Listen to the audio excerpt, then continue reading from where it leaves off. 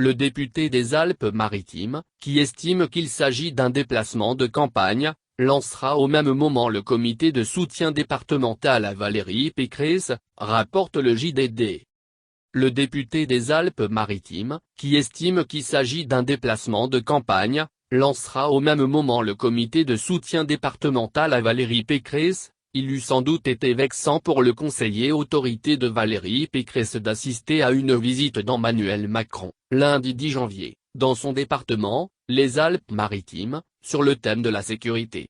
Arguant qu'il s'agit d'un déplacement de campagne, le finaliste du Congrès des Républicains, LR, a pris la décision de boycotter la visite du chef de l'État, relate le JDD.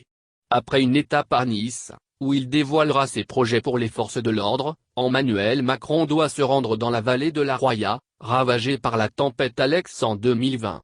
Éric Ciotti lancera au même moment le comité de soutien départemental à la candidate LR, Valérie Pécresse, rapporte l'hebdomadaire. Revenant sur l'envie assumée d'Emmanuel Macron d'emmerder les non-vaccinés, le député des Alpes-Maritimes a regretté que cette attitude ne soit pas celle d'un président, mais celle d'un candidat volontairement clivant.